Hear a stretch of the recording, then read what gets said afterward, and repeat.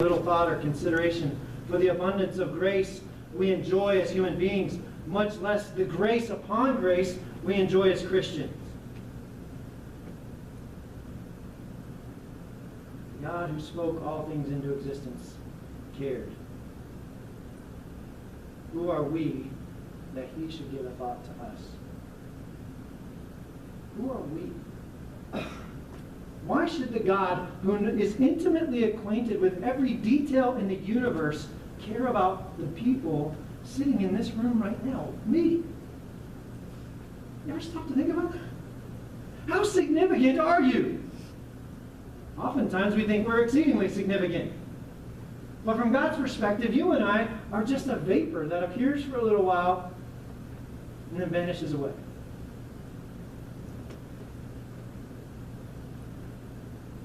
Why should we care? Because of God's abundant grace. When we were dead in our trespasses and sins, He made us alive together with Christ. While we were yet sinners, Christ died for us. Someone might die for a good man. Someone might dare die for a righteous man. Well, who's going to die for people who have flipped you off? I think you get the image, don't you? That's exactly who Christ died for. I flipped God off. Maybe not literally. But my life is lived in utter rejection of Him before Christ. We talked about last week how He's brought salvation. Today, let us consider this. Go to the next one. He has given instruction. Not only has He brought salvation by His grace, He has given instruction appropriate for that salvation. He has given us instruction we have to cling to. And I was trying to think. I was talking to a lawyer this week. And I was trying to think of an image, an illustration that might express to some degree how helpless we were. Can you imagine? Anybody ever had goldfish? Goldfish are the smartest creatures in the whole wide world, right? You ever had a goldfish jump out of its tank? No? Any other kind of fish jump out of its tank? Yes. Yeah? How long do fish last outside the fish tank? Not long. How easy is it for a fish to get back inside the fish tank?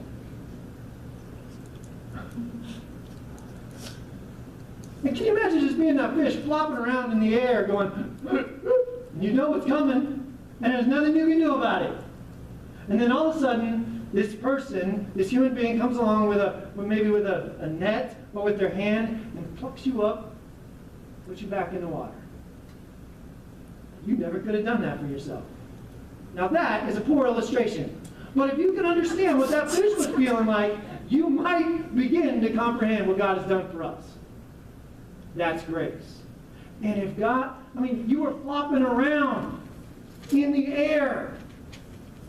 You couldn't put yourself back in the tank. And God did what He needed to do to get you back in the tank so that you could breathe again.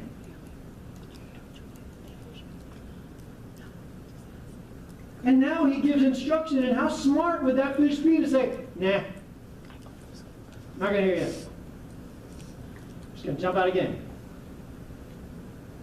It doesn't work. It's not wise.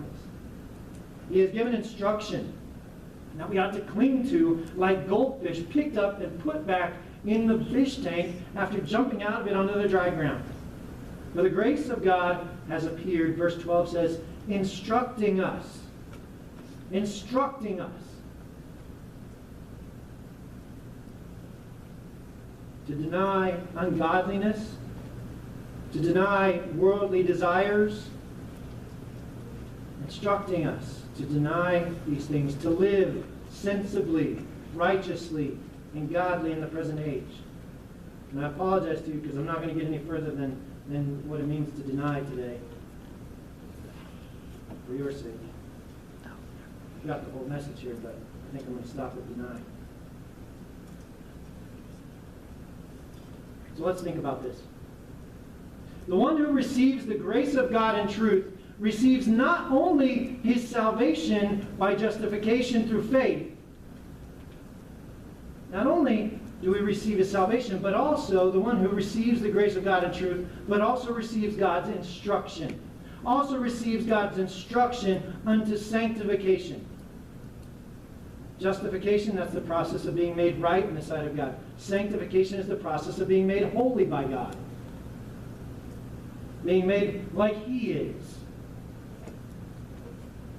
The one who receives the grace of God and truth not only receives his salvation, but also his instruction, his discipline, his edification. The word for instructing here, in verse 12, comes from the word paiduo, Greek word, but it means to train up like a child,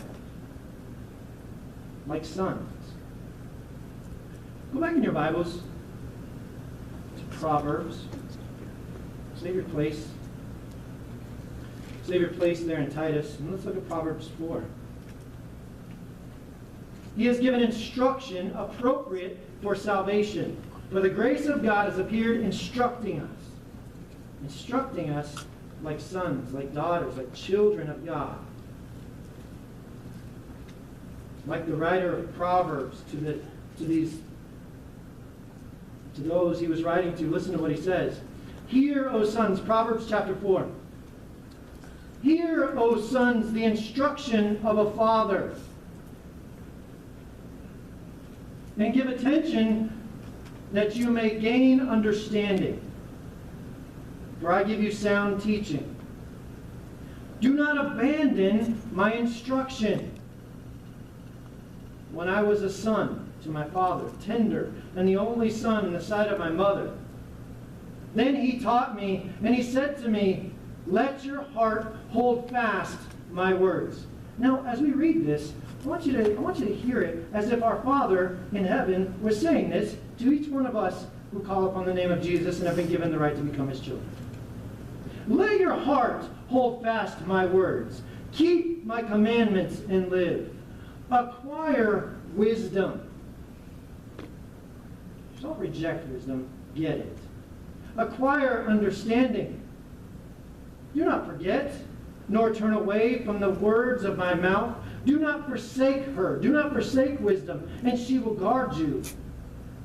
Love her. Love wisdom, and she will watch over you. The beginning of wisdom is acquire wisdom.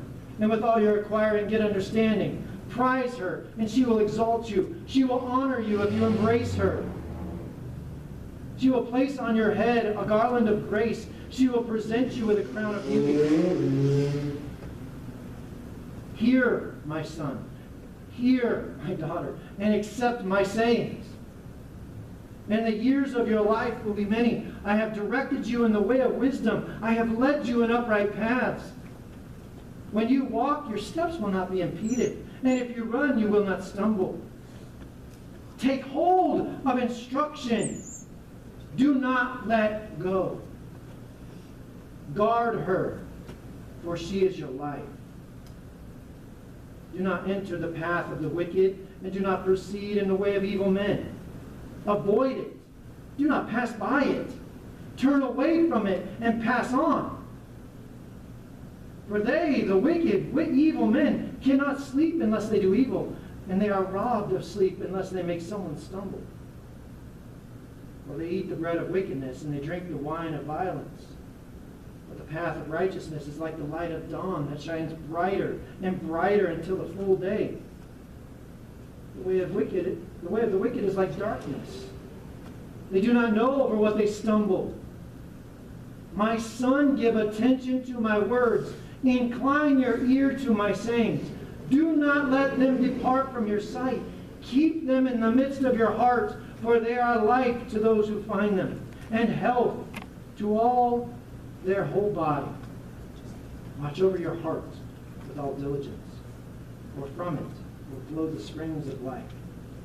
Put away from you a deceitful mouth, and put devious lips far from you. Let your eyes look directly ahead. This is the instruction of a father. And let your gaze be fixed straight in front of you. Watch the path of your feet, and all your ways will be established. Do not turn to the right nor to the left. Turn your foot from you. That's the instruction of a father to a child, to a son, to a daughter. God has given us instruction appropriate for salvation, to train us up as His children. The one who receives the grace of God in truth receives not only His salvation, but also His instruction, and does not reject that instruction. If you don't like God's instruction, you might want to check yourself. Because the one who receives the grace of God in vain, imagine this, not in truth, but in vain, in emptiness, attempts in vain to receive God's salvation apart from His instruction. Have you ever thought about that? Is it possible to receive God's salvation and reject His instruction? Is that wise? Is that even possible? It is vain to say to God, "Oh, I'll take your salvation, but then I'm going to go about my merry way and ignore your instruction." Does that sound like a child of God? The one who receives the grace of God in vain attempts also in vain, maybe, to receive God's instruction, but not His salvation. Now that sounds really stupid, but maybe you don't realize you need to be saved. But you want to live a moral and good life.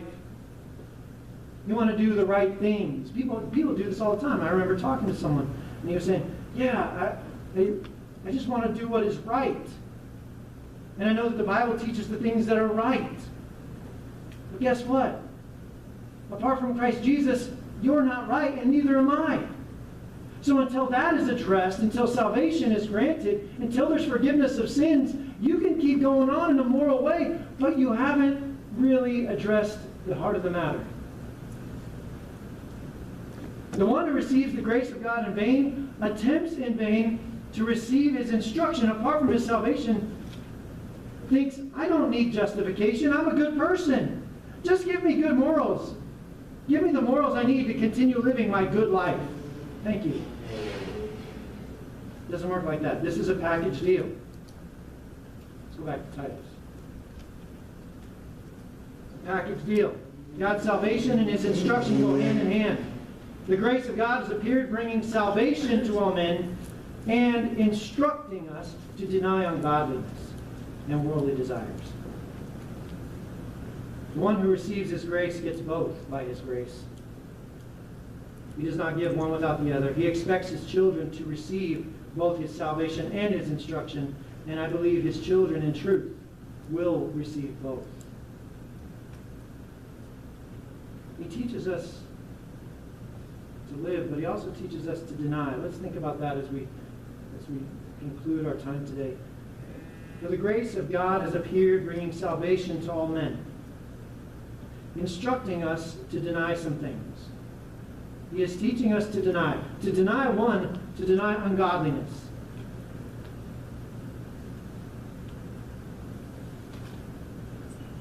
To refuse wickedness. To deny ungodliness, whether that's in thought or in action. To deny, as Romans 1:18 through 32 teaches, to deny that against which the wrath of God is revealed. God is not a fan of ungodly behavior. The wrath of God is revealed from heaven against all ungodliness and unrighteousness of men who suppress the truth in unrighteousness.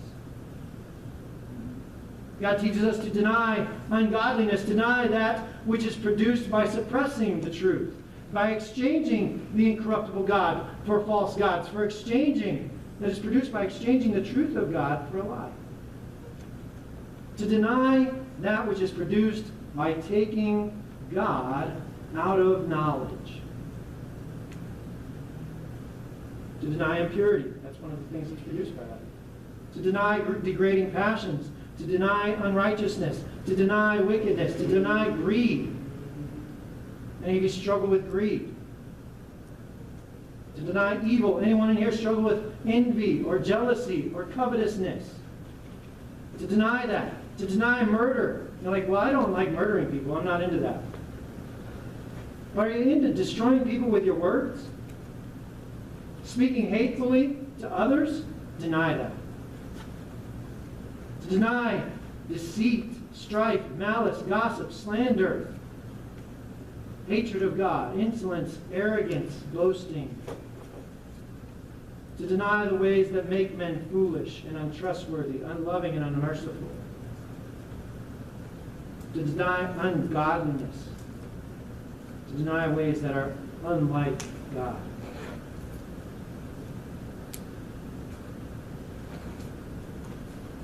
To deny also, he says, instructing us to deny ungodliness and worldly desires. To deny worldly desires. 1 John chapter 2, verses 15 and 16. John writes this by the Spirit. He says, do not love the world. Brothers and sisters, do not love the world, nor the things in the world. If anyone loves the world, the love of the Father is not in him. For all that is in the world, the lust of the flesh, the lust of the eyes, the boastful pride of life that gives us a fat head and causes us to be puffed up, is not from the Father, but is from the world.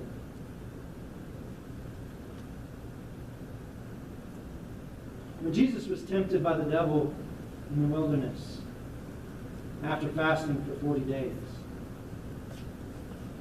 do you think he might have had some physical desires that were long? I mean, it says he was hungry.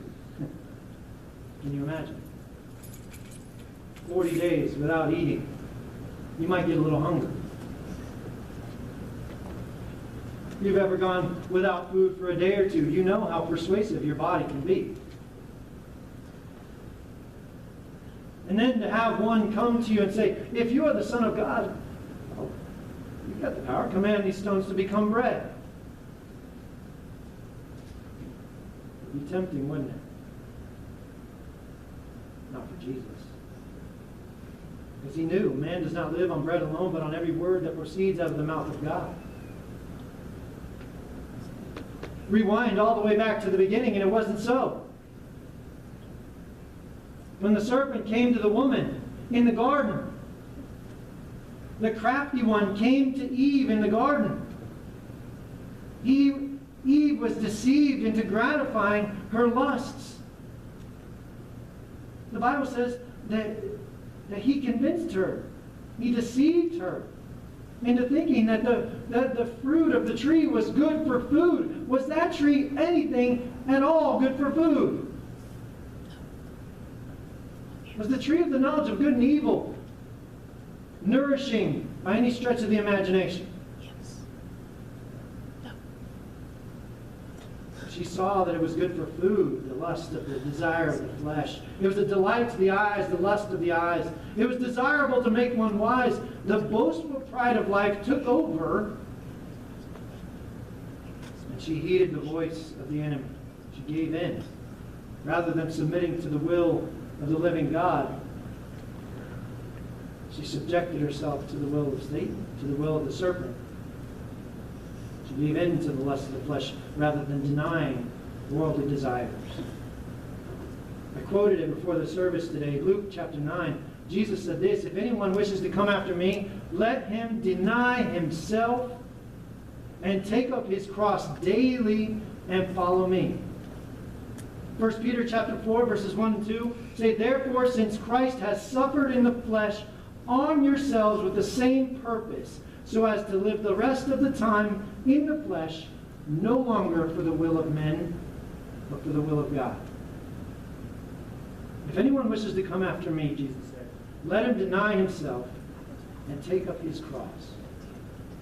I've probably shared this with you guys before, but what did the cross represent to Jesus? It was the instrument of his death. But what did that cross represent to Jesus as it related to him and the Father? Whose will was it that Jesus be crucified? Did Jesus believe that that was the will of the Father? If this cup can pass from me, Jesus prayed in the garden, then let it be. But yet not my will, but your will be done. Jesus knew that he'd be crucified. He knew that he'd be raised from the dead 3 days later.